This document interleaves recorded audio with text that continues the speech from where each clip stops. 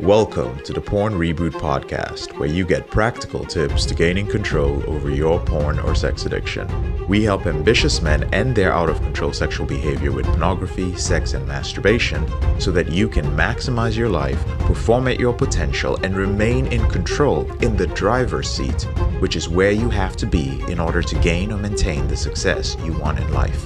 I'm your host, J.K. Amazy, certified sex and porn addiction recovery coach. Welcome to the episode. Brothers, anyone can talk the talk, but not everyone can walk the walk. And that's why here at Porn Reboot, where we do walk the walk, I'll be sharing every few episodes some snippets of success stories and testimonials from brothers who are in our implementation intensive and in our free groups. And they're going to be sharing some of the results they've been getting so that this can further inspire you to take action on all the different tips and techniques that you learn while listening to the Porn Reboot podcast. Enjoy. What's going on, Reboot team? I am here with somebody very special who is coming to us straight from the Reboot implementation program, and he's here to speak to us today about his experience. So first of all, Jacob, always good to see you, buddy. How are you today? Yeah, thank you. Good to see you too. I'm freaking great today. Sun out today, so I'm very happy. That's awesome, man. I thank you for your time and thank you for making the time to talk about your experience. First things first, how did you first find the program? I was actually in Spotify and I was just searching for interesting podcasts about the addiction. And the first option was the podcast. So I got there. I listened to, I think, maybe 200 episodes. And so I knew like that elevator recovery existed for a long time, and I knew it existed, but I didn't have the courage to seek out help there until I hit some kind of bottom, or I just realized that I couldn't beat this addiction on my own. So I took the step and wrote to J.K. Amazy directly, actually, and he replied. So now I'm here, basically. There it is. Thank you for sharing that. If you don't mind, what was that bottom moment like for you? I had experienced this before, but it was just basically a normal for me, or a slip. And every time I slipped since I realized I had this addiction, I took one extra step to freedom. Maybe the first time was just realizing that I had a problem. Next time was maybe telling a friend. The next time was maybe telling another friend, trying to search for information on how to get free. And so on and so on. And one of the steps was seeking real help, real professional help. And I had sought it before. Actually, I was going to elevator recovery, but I didn't get the results that I was searching for. So I had to change my strategy. After many tries and many slips, I ended up here. And I'm very happy that I took the step.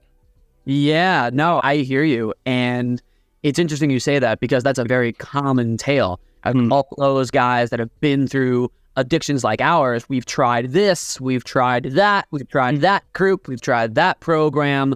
But from your own experience, having been in the group for a while now, you said that you were really happy that you took this step. Why is that? Because it has helped me a lot. And besides from everything else I've tried, this has actually given me great results. The other things I tried, they were not necessarily bad, but it was so small steps towards freedom. It was just feeling like I was running in a circle. But this time it was really different in many ways. So really cool. I've progressed immeasurably in my reboot. Very awesome. That's encouraging to hear. So take me through the moment where you found yourself at this bottom moment, just skipping over and over, and you made the decision to jump into the group. You're like, all right, I'm going to be part of the group. What has your experience been like as a member of the implementation program? I felt very welcome, actually, to the group. And it was, in general, I'm a not so social person, and I'm actually quite scared to meet new people. But it was I was able to just cross my comfort zone in some way. And I think that was because everybody was so welcoming. And in some way, it just felt easy to just jump into the group. And it didn't feel heavy. Other things I used to do. So that was one of my experience. Everybody was very welcome. That's really cool. So you felt like a welcome member of the community. Yeah, definitely directly. That's really cool. What have been some of the tips, tools, and techniques that you've learned so far during your time in the program? I especially learned tools to handle like difficult feelings, or I used to deal with anxiety and stress a lot, and also a little bit boredom has also been like a feeling that has put me off track. So before, when I had tried quitting on my own, I had like boundaries that I should stick to, but I could never stick to them. That was the problem. And I used to use this like willpower thing, where I just try to decide, just okay, don't do this, and I could keep it for a week, which isn't bad without tools. But now it's very different, because now I can I can handle my feelings in a different way. I think that is one of the big things that has helped me from the group at the time here in Elevated Recovery. Talk about that. How do you go about managing your feelings now? I have just changed my habits, because I'm very self-aware right now. When a feeling pops up, I know that will trigger me. I know that when that feeling comes, urge will come. And I know when a bad feeling comes, I will try to chase these fast dopamine kicks. So I'm very self-aware of that. And I don't know if it makes the whole thing easier, but I know what I should do. Yes, now is this moment where this feeling comes up. Okay, I've been here before. I know exactly how my body's going to react. Okay, what am I going to do different now compared to the last times? And the different things are all the tools. And there are many tools. And if I should be honest, I don't use all of them. I have some favorite tools that I stick to. What are some of your favorite tools? My favorite tool is definitely dialoguing. I think that's a great tool. It helps me a lot. And especially dialoguing with my essential self. Yeah. And it's making me feel very calm. And I've never experienced that kind of thing, like talking to myself when I'm stressed. I'm still getting calmed down by my stressed self, because when I get stressed, I can't think. But I can use this dialogue with my higher essential self, and I'm very happy for that. And that's definitely my number one tool. And I also like the irrational thoughts exercise. And I think it's quite similar to dialogue with my essential self, because it's just both of them are basically exercise where I try to see rational view of the situation, I would say. Sure. And that is what I need to do when I have anxiety and stress, because I overthink things and see them from what they are not. So good, man. So good. For somebody that may not have heard of that tool before, can you talk a little bit about your experience with dialoguing with your essential self? What does that mean? What's your experience with that? Can you talk about that a little bit? Yeah, I can try to do that. So you can have you have sub-personalities. And I would say that's different personalities of yours. So you can have a personality that comes up when you're very stressed, or when you feel anxious, and so on. So they are I would say they come up when you feel different feelings. Yeah. And there's also a sub-personality, or a sub-personality called your essential self, which is yourself at your very best. So for me, is this Jacob when he is calm, and he knows what decisions to take. And I'm actually very surprised that I can talk to this version of myself when I feel very stressed. Yeah. I didn't think that was possible before, when I was reading about the exercise. But I find myself that I can actually find my essential self many times when I'm stressed. I wouldn't say I can always find him. Sometimes when I'm super stressed, it can be very hard to do it. And during those moments, I actually try to dialogue with another. I'm bad sub-personality. So if I feel very stressed and I can't find my essential self because my heart is beating, I'm just trying to listen to the bad sub-personality, which is making me stressing in that moment.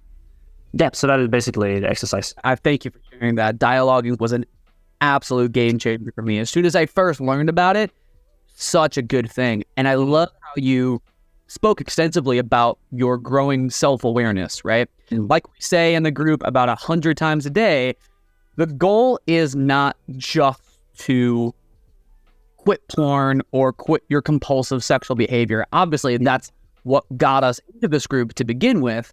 But one of the ultimate missions is to become what? An expert at yourself. So when you do that dialoguing with your essential self or your essence, you have a conversation with your ideal self. Like you said, Jacob, when he's calm. It's like, oh, what would he do in this situation? What would he say? Let me listen to that part. And just getting in touch with that and getting to know that part of you, like, intimately, to the point where you know what it takes to get there, but you know what it takes to get yourself to the best version of yourself, to the point where any compulsions or behaviors that you came into the group with just naturally dissipate, naturally go away.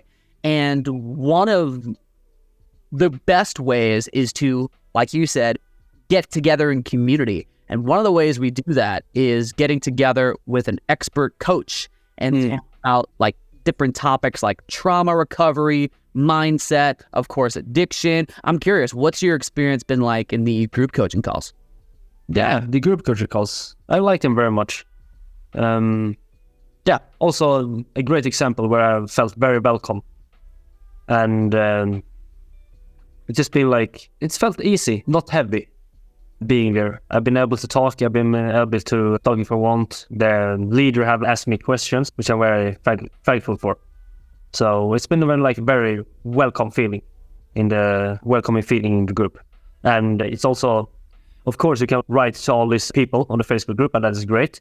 But it's also a different thing when you feel all faces and all expressions and really see that there are all or many human beings that struggle with this problem. There's one thing, like knowing that there's like millions of people struggling with this, but there's a different thing, like seeing all the faces and seeing their expressions and seeing that they're like real human beings having the same problems with me.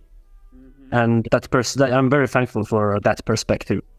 That's really cool. It's the realization that like, oh my gosh, I'm not alone in this. There are other guys, like you said, that are struggling through the same exact things that I am. Like, it is really, I've used this word a couple times, it absolutely is a game changer to be able to interact face to face with somebody who is going through it just like you and I are, figuring it out. They're succeeding. There's a slip here or there, but they're on the same journey as you. So encouraging. I did want to ask you, what's a typical kind of interview question, but I am sincerely curious. Thinking about where you were at that bottom, like you described, when you first joined the group. I know that bottom all too well. All of us know that bottom all too well, where we were just struggling in silence and not knowing where to turn for help.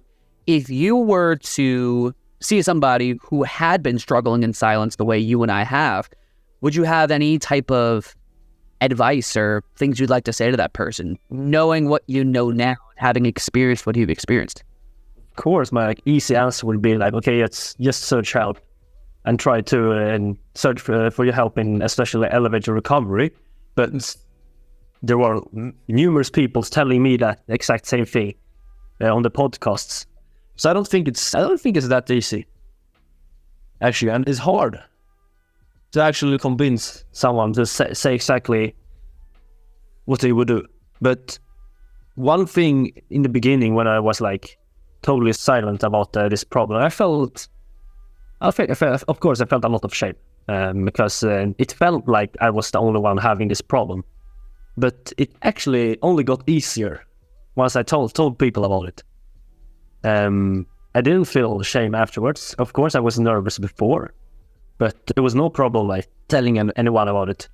But yeah, I would tell them, join a community as quick as possible. And I don't know why a person wouldn't do that, because it will only benefit them. And the only reason I can come up with why to not do is maybe because it's maybe a little bit shameful. But my experience is that all the shame goes away as soon as you become honest about your problem. So that was what I like. And that's what I can tell those people being in this like rock bottom situation, or in a situation where they like just don't know what to do with your problem. Find a community, get help as quick as possible. That will save your life. The speaking becomes the salvation. Where, like you said, like it's once you started to be more honest about it and join a community, there was the realization that oh wait, it is a safe area for me to talk about what I'm going through, ask questions without worrying about being shamed for it. Exactly. Like you said, there are guys from all around the world having this very similar doubts, similar questions. Yeah. So good. I love it. So in which case, I guess you answered my question earlier, but with all of that being considered, would you recommend this program to somebody who might be struggling?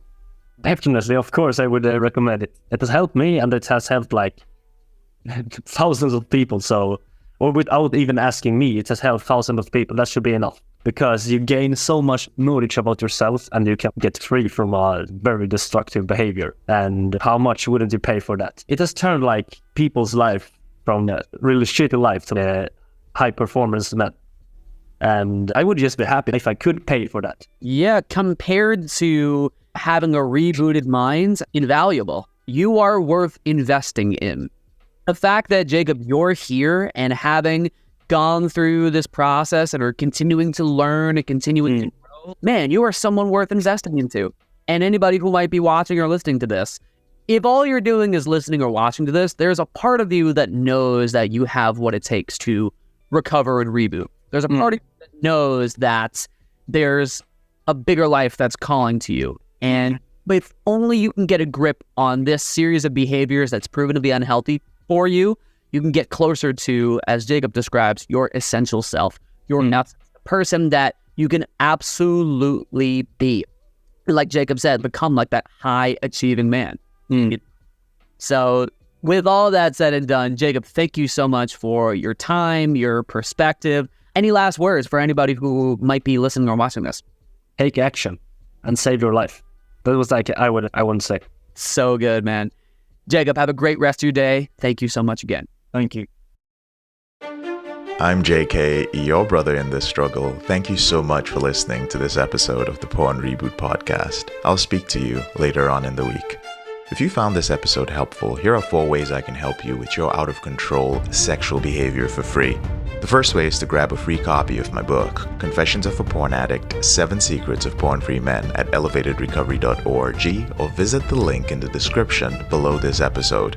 The second way is, if you're not sure where to start, but you'd like to learn more about my team and I, if you'd like to spend time with like-minded professionals and business owners who are controlling their behavior, then join our free and confidential group, the Porn Reboot group on Facebook. There's a link to join in the description below this episode. The third way is, if you need help right now because you have a burning issue, your behavior with pornography is hurting you mentally or emotionally, you're about to lose your relationship, you want to live up to your potential, be an authentic man, and free yourself from shame, guilt, and underachieving, then click on the link in the description below this episode that says free coaching call. And the fourth way is to leave us a 5-star review if you enjoy this podcast, so that we can reach more men who are struggling in silence and bring back the lessons we learn from coaching them to freedom.